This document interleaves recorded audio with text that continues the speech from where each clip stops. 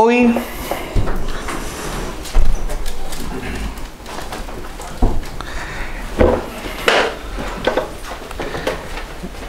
vamos a seguir con Marcos y vamos a estar hablando sobre algo que es muy parecido a un meme. Hay un meme muy conocido que es el de expectativa versus realidad. ¿Lo han visto? ¿Saben lo que es un meme? Por favor, no me hagan explicar lo que es un meme. Un meme es como una imagen donde dice expectativa y, por ejemplo, decir expectativa de ir a la playa, y es una playa espectacular, sola, no hay gente, uno se puede bañar, y dice realidad, está llena de gente y uno no puede estar como tranquilo. De eso se trata el meme de expectativa versus realidad, ¿no? ¿Todos entendemos ahora sí? Comúnmente aparece por todos lados. Y porque todos tenemos expectativas y en realidad la realidad puede ser distinta. Y hoy vamos a estar estudiando algo así, parecido. Hoy vamos a ver a través de la escritura cómo las expectativas que nos ponemos como personas nublan la realidad y que la realidad es más espectacular que las expectativas que tenemos nosotros.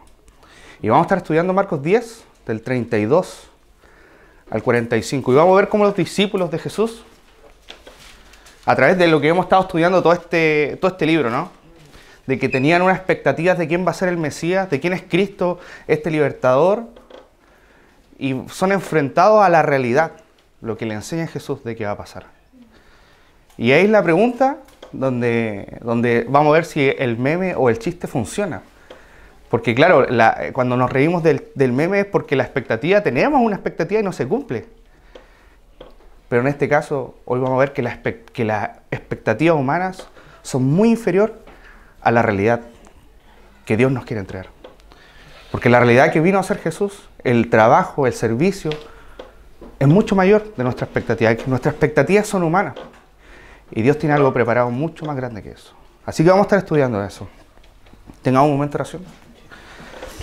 Señor, gracias por tu palabra, Señor. Ayúdanos que pueda entrar en nuestras mentes, en nuestros corazones y hacer la práctica, Señor. Gracias por tu sacrificio.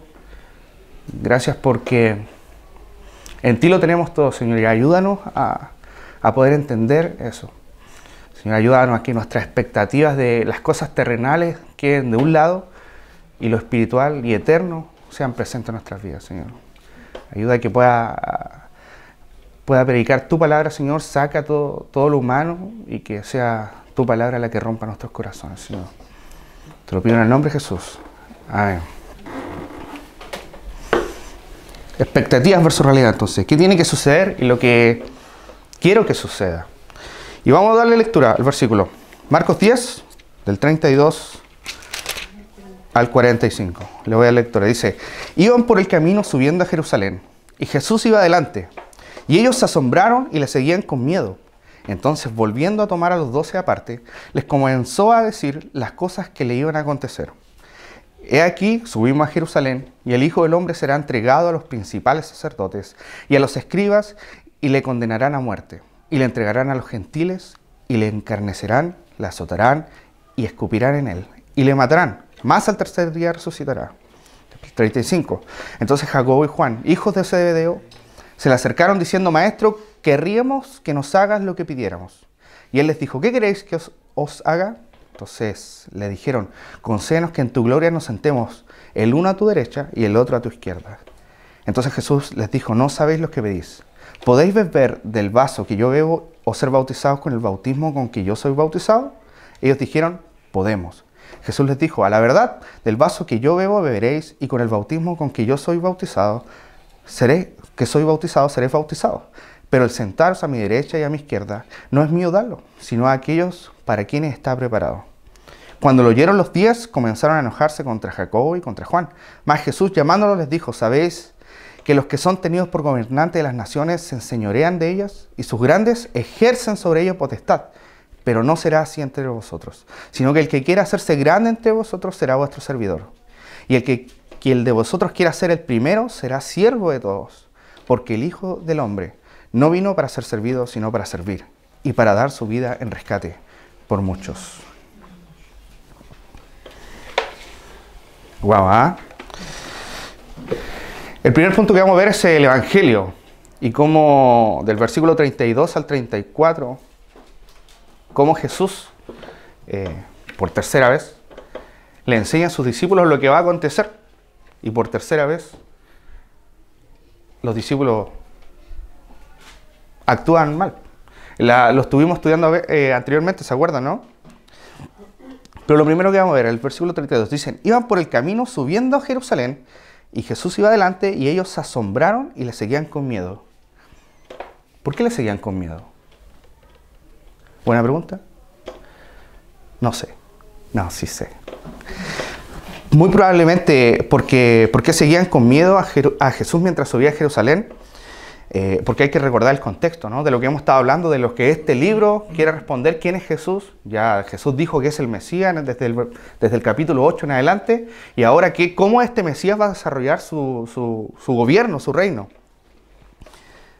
Recordemos que entonces que el Mesías era un libertador de la opresión en este caso romana, y que la llegada del Mesías conlleva la libertad del pueblo sobre cualquier pueblo, otro pueblo que estaba. Y sí o sí, entonces los judíos esperaban una revolución social, un estallido social, una revuelta. ¿Por qué? Porque así el Mesías va a ocupar el trono que corresponde y así va a echar a los que están ocupando su territorio. Y tanto romanos como judíos sabían que esto iba a pasar. Sabían que esto iba a pasar. Por eso los romanos siempre tenían el ojo ahí en esto. Sabían que iba a ocurrir una revolución y que el Mesías, de lo que se hablaba en la cultura judía, sabías que era un libertador. Entonces estaban atentos. Cuando decían Mesías, ok, viene alguien que viene de guerra, viene de revolución, viene de violencia, viene ataques, estallidos.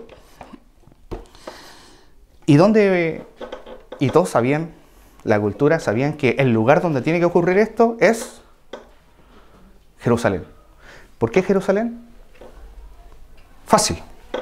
Porque según los historiadores, Jerusalén era una ciudad pequeñita, googleé por ahí, como de 80.000 habitantes, 80.000 habitantes, la cual ya con 80.000 eran muchas personas en una pequeña ciudad. Y cuando venían las fiestas, recuerden que venía la fiesta de Pascua, los judíos iban a Jerusalén, este número se triplicaba.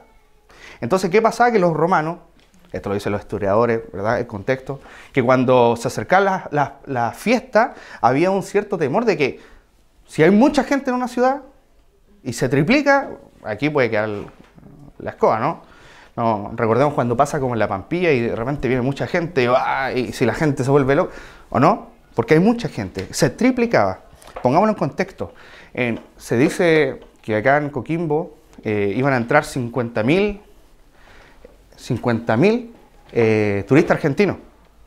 50.000. Y ustedes han visto cómo está colapsada las calles, ¿no? Ya. Nosotros somos, en Serena, la población, también Google, gracias Google, dice que somos 200.000 habitantes. O sea, entró, ni siquiera llega a duplicar. Imagínense cuál era el caos que había en Jerusalén. Cuando llegaba llena de gente. Entonces, cuando vemos esto de que en el versículo 32 Jesús iba subiendo a Jerusalén, iba adelante, decían, o sea, la visión de ellos es cómo va a ocurrir. Ahora, se viene, porque Jesús predicaba a los pueblitos al lado, sí, pero cuando vaya a Jerusalén, es ahí el momento en que va a pasar lo que tiene que pasar, porque el Mesías va a liberarlo de todo, va a ocurrir la revolución, va a haber. Entonces, vemos que por eso van con miedo y le seguían. Y Jesús, entendiendo eso, después dice que volviéndose lo aparta y le explica las demás cosas. Y esta es la primera expectativa de realidad que vemos en este texto, porque la diferencia entre lo que realmente tiene que suceder, que nosotros sabemos la historia, ¿no? Sabemos lo que Jesús va a hacer ahí en Jerusalén y qué le va a pasar en Jerusalén y todo lo que va a pasar, y que también lo explican a los discípulos. Pero ¿qué lo querían los discípulos? Ellos querían ahí que ocurriera el evento que ellos están esperando. Y lo vamos a ver después también, lo confirma, porque querían los tronos. Sabían que la gloria y cuando venga este reinado probablemente va a empezar acá. Entonces antes de que empiece, Señor, te quiero pedir algo. Antes de que esto pase, voy a decirlo. Y esta es la primera expectativa, ¿no? Lo que Jesús tenía en mente versus lo que los discípulos tenían en mente. Y ahí vamos a ir meditando. Lo siguiente que sucede es que Jesús, al ver la reacción, se acerca a los discípulos y le vuelve a explicar por tercera vez. Versículo 33. He aquí subimos a Jerusalén. Mire, ¿para qué subimos a Jerusalén? Porque para que el Hijo del Hombre sea entregado a los principales sacerdotes, a los escribas, y le condenarán a muerte, y le entregarán a los gentiles, y le encarnecerán, y le azotarán, y le escupirán, y le matarán, más al tercer día resucitará. No vamos a pasar por alto el detalle con que Jesús sabía que iban a pasar los acontecimientos. ¿Pasó así? Pasó así. Y culturalmente y para los discípulos hay que tenerlo bien en claro, que es un contraste gigante con la idea de un Mesías libertador a un Mesías que va a estar sufriendo, que le van a escupir, de que lo van a matar, de que lo van a atrapar. Por supuesto, hay una diferencia grande. Porque para los discípulos querían la revuelta y Jesús le está explicando ahora de lo que va a pasar en Jerusalén, sus planes de liberación de la opresión de los romanos. Va a fracasar. Le está diciendo a los discípulos que los planes que ellos tenían en mente no van a suceder. Lo que va a suceder es lo que tiene que hacer Jesús. Versículo 35. Entonces Jacobo y Juan, hijos de Zebedeo, se le acercaron diciendo: Maestro, querríamos que nos hagas lo que nos pidiéramos. Esa frase es como cuando vienen los niñitos y dice: papá, dime que sí, te voy a pedir algo, pero dime que sí. Dime que sí. Y uno dice: no, te puedo decir que sí, sí. Primero tengo que saber qué es o no. Primero dime qué es y después te puedo decir: no, pero dime que sí, ¿ya? ¿O no? Es lo mismo. Por favor, Señor, háganos lo que te vamos a pedir, por favor, concédenos, Señor, por favor. ¿No? La expectativa versus la realidad. Y dice: ¿qué quieres que os haga? Versículo 36, 37. Ellos dijeron: concédenos que en tu gloria nos sentemos el uno a tu derecha y el otro a tu izquierda. Es interesante como nosotros a veces las expectativas de Jesús es como una fuente de deseo, ¿no? Que nosotros le pedimos y como que, pero si está con nosotros, Jesús es parte de nosotros, dice que somos de ellos, podemos llegar y pedirles deseos.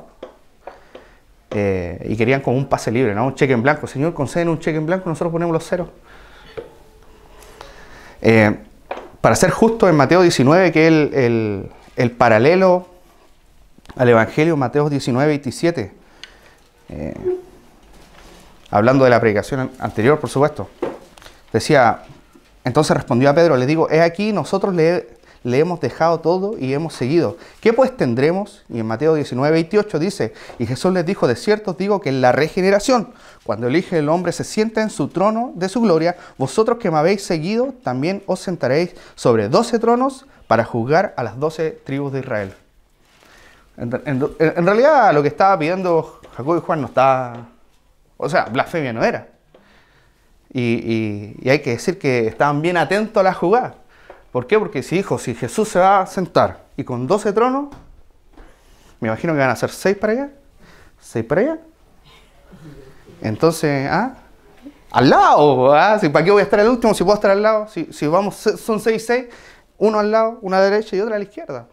¿O no? Eso está pidiendo, ¿no? Pues no está pidiendo, Señor, un lugar especial, ni queremos quitarte la gloria, sino que, Señor, tú dijiste que vamos a reinar sobre 12 tronos. Yo quiero el de la derecha y mi hermano quiere el de la izquierda.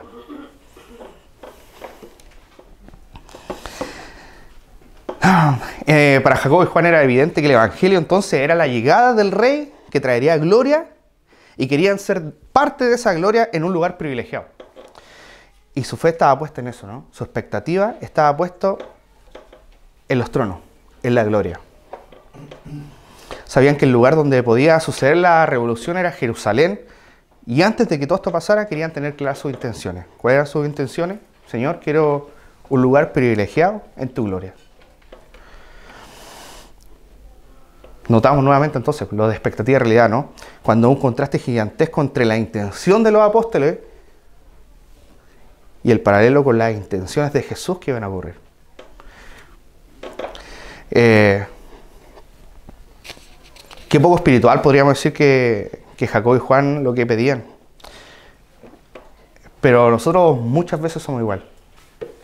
Hermano, no nos damos ni cuenta, pero muchas veces estamos pensando en nuestras propias glorias, en nuestros propios privilegios, en lo que nosotros queremos conseguir antes de lo que Dios quiere para nosotros. Queremos un lugar privilegiado. ¿Y saben para qué era un lugar privilegiado? Porque por supuesto que satisface una necesidad que queremos. La pregunta que quizás deberíamos hacernos es: el sacrificio de Jesús, al igual que los discípulos, ¿qué te dará? ¿Qué obtienes con Jesús crucificado y resucitado? Porque para ellos evidentemente era poco, ¿no? Porque necesito los tronos antes que el sacrificio. Pero nosotros que entendamos la historia y sabemos lo que va a pasar, hay algo, ¿qué hay en eso? ¿Qué hay en la muerte de Jesús para ti?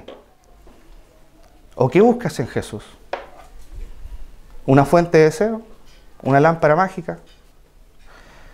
¿Ese Jesús crucificado, escupido, torturado, es suficiente? ¿O hay algo más? ¿Necesita algo más? Quizás no es la gloria, obviamente nosotros, no es las posiciones, no los tronos lo que queremos, pero de igual forma tratamos a Jesús como una lámpara mágica. Si total, en pedir no hay engaño, ¿no?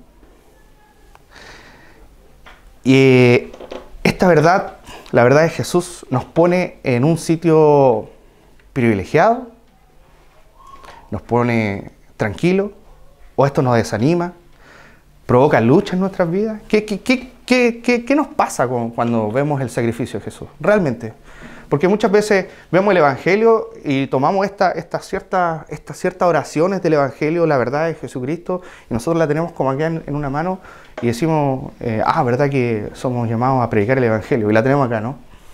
Y cuando está la oportunidad, verdad que tengo una pelota, ahí está, el Evangelio. Pero ese Evangelio para ti, ¿qué es? ¿Importa? ¿No importa? ¿Te da alegría? ¿Te da tristeza? ¿Te da lucha? ¿Es un estorbo? Quizás hasta es un estorbo el Evangelio. Con esto de ser cristiano y de venir a la iglesia me estorba para mis planes. O quizás Cristo es todo. O quizás simplemente es nada. Creo que nuestra visión del Evangelio de Jesús, a veces igual que los discípulos, no estamos nublados. ¿Por qué? Porque tenemos nuestras propias expectativas de lo que queremos con Jesús.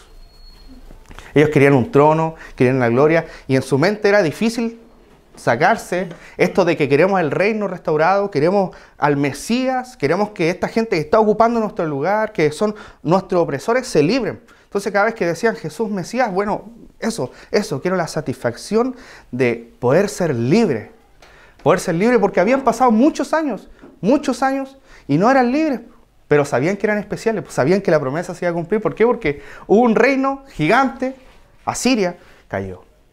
Babilonia era gigante, sobrevivieron igual, ahí estaban. Entonces estaba la promesa, pero estaba nublada. ¿Por qué? Porque querían algo terrenal, algo físico, no algo espiritual. Y ¿cuál era la promesa del Señor? ¿Se acuerdan en el Antiguo Testamento? Quiero habitar en ustedes. Quiero estar ahí con ustedes y que ustedes estén cerca mío. Ellos querían una revolución que los librara de una molestia social que llevaba años y un lugar de poder en este reino restaurado. Eso era lo que querían ellos. ¿Qué quieres tú entonces? ¿Qué quiero yo de Jesús? ¿Nosotros qué queremos del Evangelio? ¿Qué queremos de esto? ¿Cuál es nuestra expectativa y cuál es versus nuestra realidad que queremos como creyentes? Yo creo que es una pregunta súper válida, porque el Evangelio, repito, el Evangelio muchas veces la tenemos como una pelota que la tenemos guardada. Hay que predicar, viene alguien, no, yo nunca he ido a la iglesia, acá está el Evangelio, toma, un par de 4 palabras, una frase, una oración, ahí está el Evangelio. Pero para nosotros, durante nuestra vida, dentro de la casa la guardamos en el velador. El Evangelio está guardado en el velador. Tenemos todo lo demás, sí, las rutinas, tenemos los cánticos bonitos, tenemos las predicaciones bonitas, todo lo que conlleva, pero la verdad del Evangelio, ¿dónde está? Si esa es la verdad que sustenta todo lo demás, hermano, en serio. Un pastor decía muchas veces que tenemos esta actitud de comportarnos como mercancía dañada.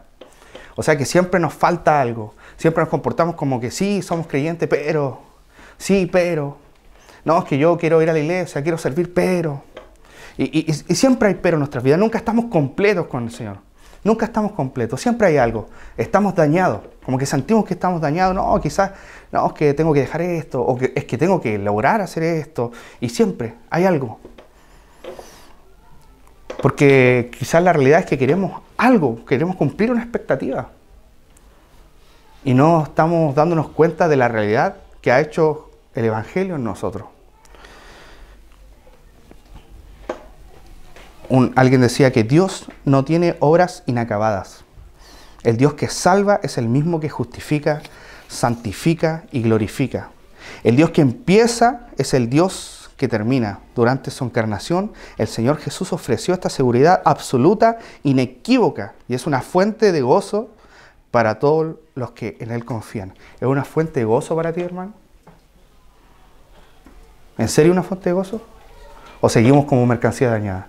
Es que como que lo que hizo, pero le falta algo. Yo acepto todo eso, lo entiendo, pero... 2 Corintios 5, 17. Conocido, ¿no? De modo que si Cristo, nueva criatura es, las cosas viejas pasaron, he aquí. ¿Qué quiere decir este versículo? Que somos una nueva criatura. Dios transforma nuestras vidas y a través de nuestro proceso como cristianos seguimos en la transformación a través de la santificación. Entonces, ¿qué pasa? Que somos mercancía dañada. ¿Qué sabemos? Que el Evangelio, estamos en Cristo, pero no estamos completos. ¿Eso es?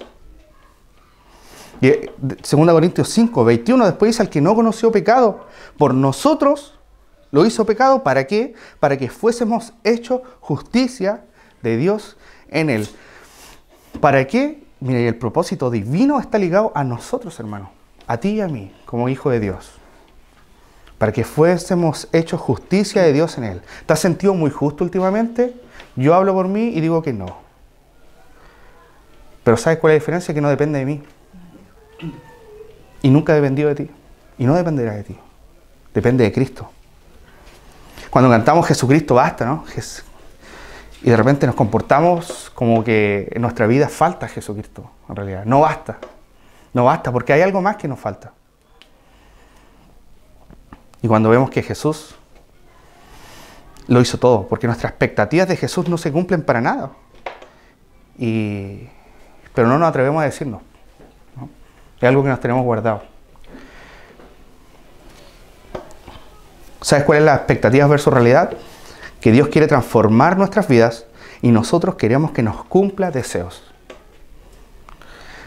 Por eso estamos desalineados y nos falta algo siempre.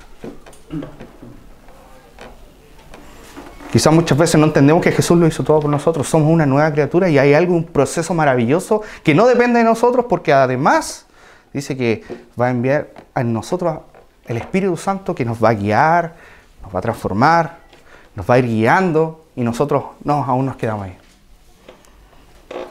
Jesús tenía planes mucho más grandes que tronos y posiciones para los discípulos.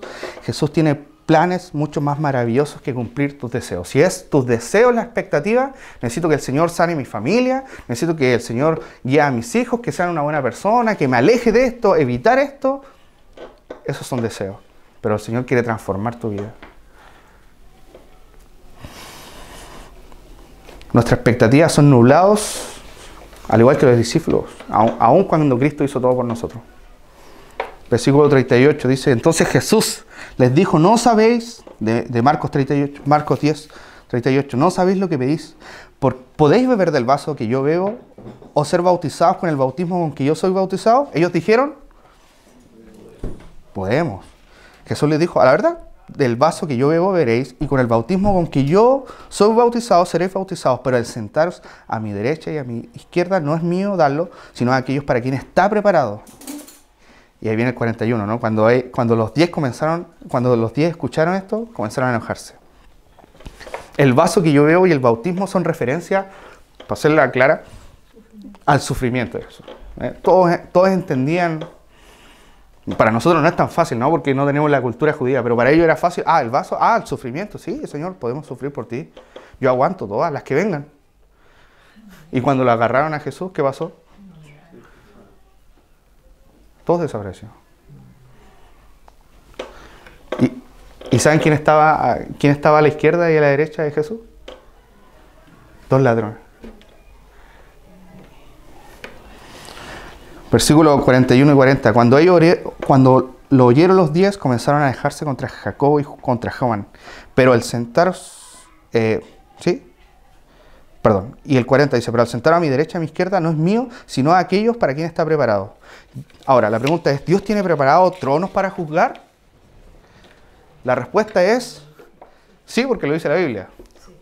Ahora, segunda pregunta, ¿cómo funciona? No tengo idea. No sé la verdad. No sé. Son misterios del Señor, ¿no?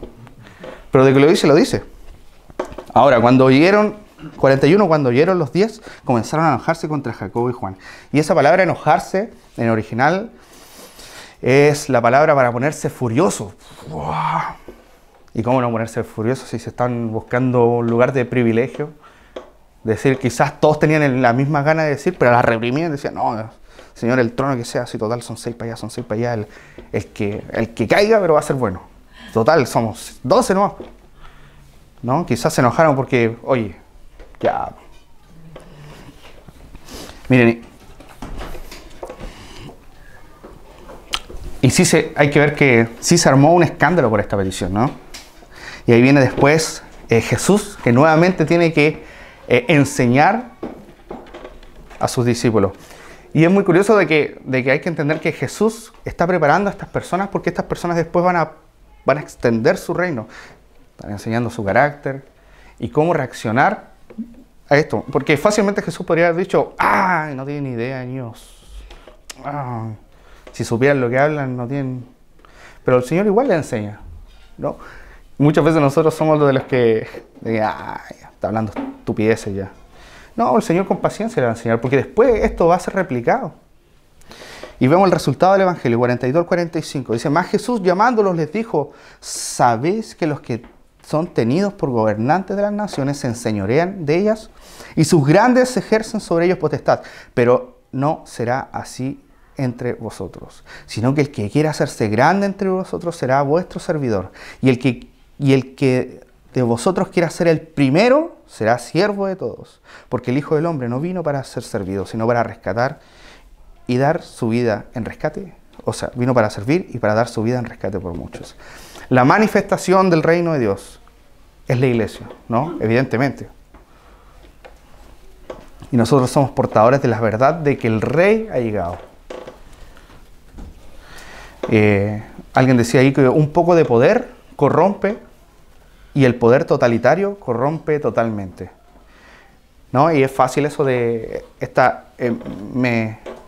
es curioso, por lo menos curioso, ver que, dice, los gobernantes se enseñorean y los grandes hacen potestad.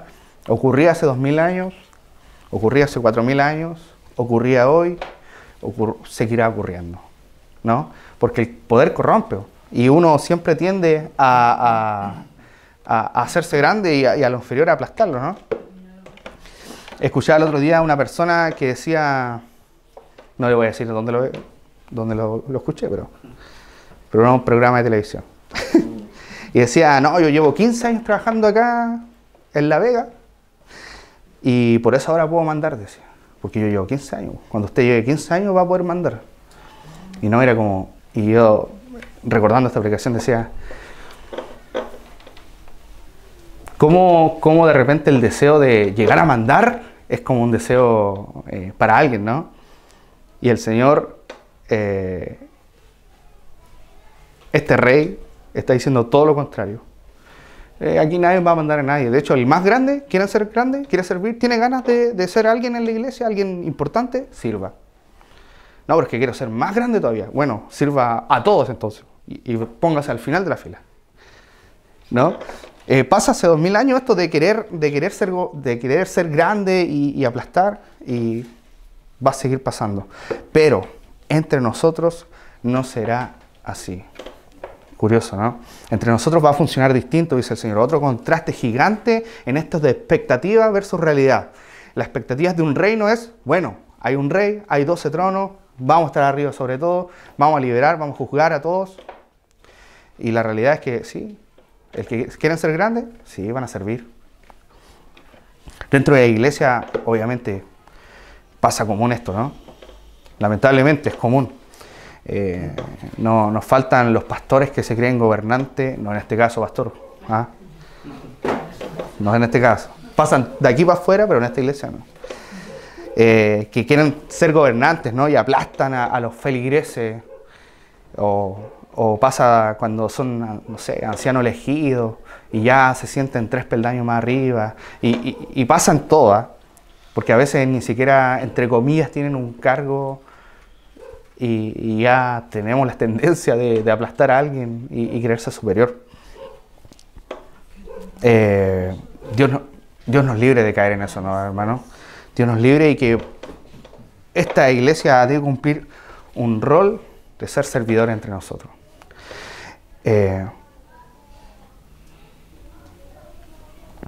Tenemos la tendencia de todos mirar para arriba o para abajo, ¿no?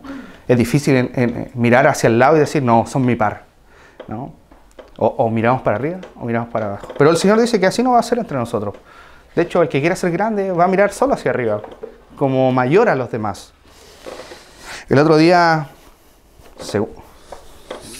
segunda ilustración de serie de televisión, no es que vea mucha tele, pero el otro día estaba viendo The Chosen, es una serie muy conocida, que es como cristiana, Los Elegidos en español, ¿no?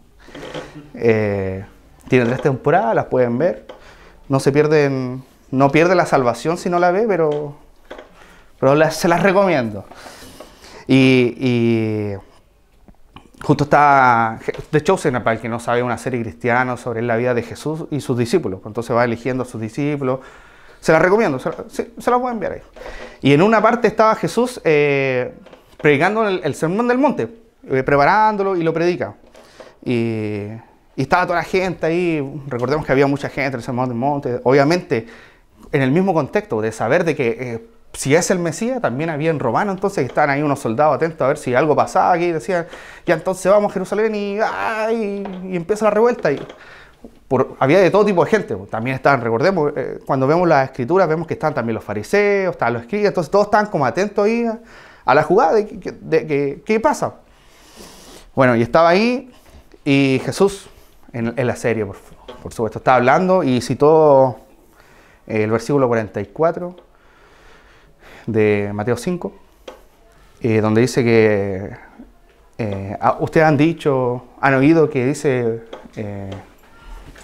a su enemigo hay que matar y a su amigo, pero yo el 44 decía, pero yo os digo, amad a vuestros enemigos, bendecid a los que os maldicen, haced el bien a los que aborrecen y orad por los que ultrajan y persiguen. Y en la escena cuando decía eso y después terminó el sermón, los soldados romanos quedaban así como impactados diciendo como que, a ver, sí, yo sé que el Mesías era el libertador y yo sé que el Mesías iba a hacer una revolución y me están diciendo que, o sea, yo soy su enemigo, yo soy los que los maldicen a ustedes, yo soy los que los aborrecen a ustedes y ustedes tienen que amarme a mí. ¿Qué clase de rey esto? Y quedaban como en silencio, así como, ¿qué está pasando acá? Y esos son los contrastes gigantescos del reino de Dios. Y era impactante y nosotros a veces obviamente lo leemos en la Biblia y dice, sí, amén, Señor, Jesús tan buen corazón. Pero la verdad, cuando lo hacemos práctico es duro, por decirlo en otras palabras, difícil. ¿Cómo vamos a amar a quien lo aborrece? ¿Vamos a bendecir a los que nos maldicen? ¿En serio? Y recordemos a ellos que están siendo oprimidos por los romanos. ¿En serio, Señor? ¿En serio? Si yo quiero un libertador, pues. Hay un malestar social. ¿Qué clase de Mesías es ese? Y vemos la parte, versículo 43, la última parte 44 de Marcos 10, volvemos. Dice, sino que el que quiera hacerse grande entre vosotros será servidor, y el que de vosotros quiera ser el primero será el servidor, el siervo de todos. La verdadera grandeza está en servir y el buscar ser el primero encontrará ser el último y siervo de todos. Cuando dice hacerse grande y será vuestro servidor, esa palabra es diáconos. Y cuando dice, y el que de vosotros quiera ser el primero será siervo de todos, será dulos. Diáconos entendemos como una persona que, para hacerlo simple, leí el diccionario y era un mesero. ¿Qué hace un mesero? Tapa los mandados, va de, hola, ¿qué quiere? Hola, ¿quiere eso? Ahí está. ¿Le gustó? Sí, una bebida. Una bebida. ¿Alguien tiene opinión a esa persona? O sea, con todo respeto a los meseros, pero su trabajo es servir, mandar un recado a otro lado y la persona ese es diácono. Y dulos, cuando dice, y el que quiera ser el primero será esclavo de todos. Y esclavo, no vamos a poner el orden de... No vamos a poner el orden de esclavitud, pero esclavitud es esclavitud. O sea, ustedes dicen, soy esclavo en este trabajo, pero renuncia y váyase. Un esclavo no puede renunciar e irse. Un esclavo es un esclavo. ¿Y saben cuál es la mayor grandeza de un esclavo? Ni una, servir nomás. ¿Y ustedes o creen que algún esclavo tiene ahí una estatua al mejor esclavo del mes? No tiene el mejor esclavo del mes, es un esclavo, es parte de su pega. Y si no la hace, lo matan. No hay grandeza en su trabajo. Es parte de su trabajo nomás. Y miren lo que estamos hablando y la relación con lo que Jesús nos está diciendo. ¿Quieren grandeza en este reino? El Evangelio les va a traer servicio. Este tipo de servicio. Un servicio común y corriente, un mesero, para los mandados. ¿Y quieren ser más grandes? Usted tiene un corazón de servicio al Señor, va a ser el esclavo de todos. ¿Qué clase de rey es este? ¿Qué clase de reino es este? ¿Qué clase de evangelio es este? Nos equivocamos en religión, diría alguno. La grandeza en el reino se mide por la disposición a servir y no por la de ejercer autoridad. La realidad de Jesús es que somos llamados a servir. Eso sí, hermano. Somos llamados a servir. El evangelio no significa que Dios va a cumplir nuestros deseos como una lámpara mágica. La realidad es que el evangelio nos va a llevar a servir. Y aquí quiero hacer unas preguntas. ¿A quién le gusta servir? Yo creo que a nadie le gusta servir. Bueno, va a decir, no, sí, a mí me gusta servir, en realidad a mi familia. Bueno, ¿y a quién le gusta ser esclavo? Ya. Pero eso nos pide el Señor, que sirvamos a Él. El evangelio debe provocar no aires de grandeza, esas son las expectativas. La realidad es que vamos a ser llamados a servicio. Hermanos, venir a la iglesia, asistir cada domingo, no cumple la cuota de servicio al Señor. Aviso al tío. No hay aquí una cuota que dice, ok, sirvió al Señor, asistió el domingo. Nosotros debemos ser siervos. Lo digo siempre, lo vuelvo a repetir hoy. Dios le ha dado dones y talentos a cada uno de nosotros, hermanos. Si usted es hijo de Dios, Dios le ha dado dones y talentos y los debemos poner en disposición, en servicio al Dios. Donde, obviamente, empieza acá en la iglesia local. La iglesia es un organismo vivo. Usted dice, sí, pero es que hay alguien que predica, y hay alguien que pasa la ofrenda, y hay alguien que ordena la silla. Sí, la iglesia no es eso, hermano, es mucho más. Servir a Dios no solamente predicar. No es simplemente eso. Hay muchas cosas más, hermano. Ahora, pregunta, ¿servir al Señor entonces? Como vemos, los discípulos querían el reino, pero el Señor le está diciendo, debemos servir. Hermanos, ¿servir al Señor es tu prioridad? ¿En qué estás sirviendo a Dios? ¿Quieres servir a Dios realmente en realidad? Porque nadie cumple su finalidad de creyente como siervo asistiendo cada domingo. Imagine que solo existen 6 días y el culto, nos comemos el culto, no hay culto. ¿Cómo eres un servidor de Dios en estos 6 días, de lunes a sábado? Y quizá una pregunta más interesante, ¿a quién sirves de lunes a sábado? Si no es a Dios. Y quizás me puedan preguntar el hoy, ¿pero por qué debemos servir?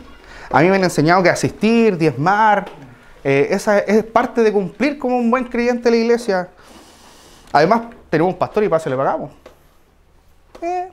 El pastor hace su trabajo de pastor. ¿Y usted cuál es su trabajo, hermano?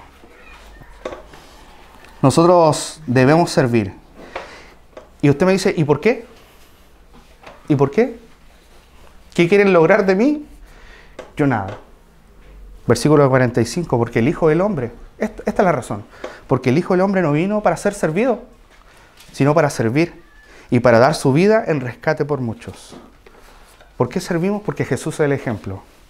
Y me gusta, dice, porque el Hijo del Hombre no vino para ser servido, sino para servir y para dar su vida en rescate. Faltó quizás como unos 15 versículos decir, porque yo soy el Rey de Reyes. Yo soy el grande, yo soy Dios mismo y vine a servir a ustedes, ¿entienden eso?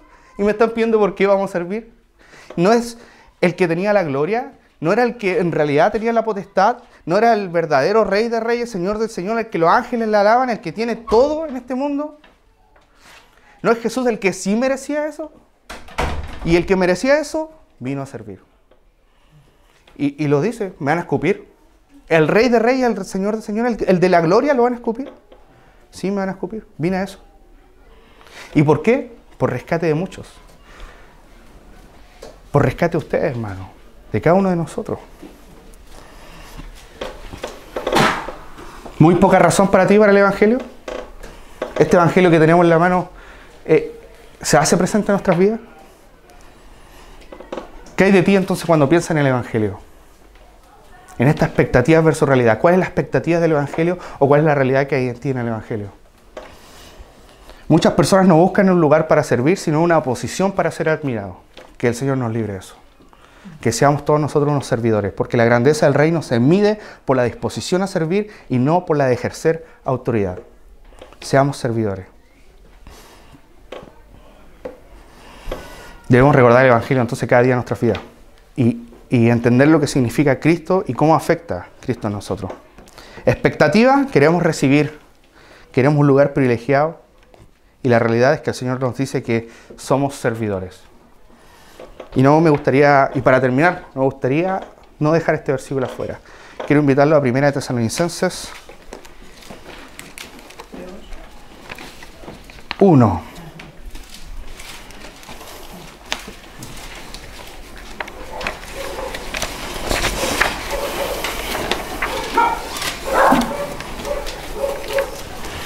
Y quiero que imaginemos que nosotros, que fuéramos nosotros esta iglesia y que esta carta, desde el versículo 2 al 10, fuera dirigida para nosotros. Que nuestro deseo, que cuando alguien hable de Punta Mira como iglesia local, no digo por nombre, sino que por las personas que están acá, que puedan decir esto de nosotros. Le voy a dar lectura y ustedes me acompañan. Dice, hablando Pablo, dice, damos siempre gracias a Dios por todos vosotros, haciendo de memoria de vosotros en nuestra oración, acordándonos sin cesar delante de Dios y Padre nuestro de la obra de vuestra fe, de vuestro trabajo en amor y de vuestra conciencia, la esperanza en nuestro Señor Jesucristo. Porque conocemos, hermanos amados, vuestra elección. Porque nuestro Evangelio no llegó a vosotros en palabras solamente, sino también en poder y en el Espíritu Santo y en plena certidumbre, como bien sabéis cuáles fuimos entre vosotros por amor de vosotros. Y vosotros viniste a ser imitadores de nosotros y del Señor, recibiendo la palabra en medio de gran tribulación y con gozo del Espíritu Santo, de tal manera que habéis sido ejemplos a todos los de Serena, a todos los de Coquimbo, a todos los de Punta Mira, a todos los del Sauce, que han creído, porque partiendo de vosotros ha sido divulgada la palabra del Señor, no solo en Coquimbo, en Serena, sino también en todo lugar vuestra fe en Dios ha extendido, de modo de que no tenemos necesidad de hablar nada, porque ellos mismos cuentan de nosotros la manera en que nos recibiste y cómo, mira, esto es maravilloso, cómo convertisteis de los ídolos a Dios. ¿Para qué? Para servir al Dios vivo y verdadero y esperar en los cielos a su Hijo, el cual resucitó de los muertos, a Jesús, a quien nos libra de la ira venidera. Qué maravilloso sería que esa carta fuera dirigida a nosotros, ¿no? ¿Cuál ha sido la elección? Que hablaran sobre nuestra fe, sobre nuestro trabajo, de nuestra constancia. Y hermano, y de todo corazón, que el Evangelio no llegue a nosotros solamente en palabras, sino en poder, en el Espíritu Santo y en plena certidumbre. ¿Cuál es la expectativa del Evangelio? Igual es nuestra realidad del Evangelio, que la podamos vivir. Oremos. Señor, muchas gracias por tu palabra, Señor. Gracias porque en ti estamos completos, Señor. Ayúdanos a recordar esa verdad y ayúdanos a poder servirte, Señor. A que sea nuestro deseo el servir, porque así expandemos tu reino, Señor. Y no porque tenemos ganas de servir, Señor, sino que pones en nosotros las ganas porque vemos el ejemplo en ti, Señor, que eres el Rey de la Gloria, que has enviado a tu Hijo por rescate. Señor, ayúdanos a que esta verdad del Evangelio sea fuerte en nuestras vidas de lunes a sábado. Y cuando vengamos el domingo a la iglesia podamos evidenciarla, podamos contarnos a nuestros hermanos cómo hemos vivido el Evangelio, cómo hemos visto tus maravillas, cómo hemos compartido tu verdad. Señor, ayúdanos a ser creyentes, que nuestra vocación y nuestra fe sea con trabajo, con servicio, no por nosotros, sino porque sabemos que tenemos tu Espíritu, Señor. Ayúdanos a ser ejemplo a todos los vecinos, a nuestra población, de cómo la verdad del Evangelio es efectiva en nuestras vidas, Señor. Cómo dejamos de servir a los ídolos y ahora servimos a ti, Dios vivo y verdadero, Señor. Y tenemos una esperanza de que tu Hijo volverá. Gracias, Señor, por tu palabra. Y cuida a esta iglesia, que podamos, cada uno de nosotros, poder servirte, Señor. Poder ejercer nuestros dones y talentos en cada área que hay acá. Señor, que esta iglesia crezca en tu palabra, Señor, y que seamos unos verdaderos servidores, Padre. Te lo pido en el nombre de Cristo Jesús. Amén.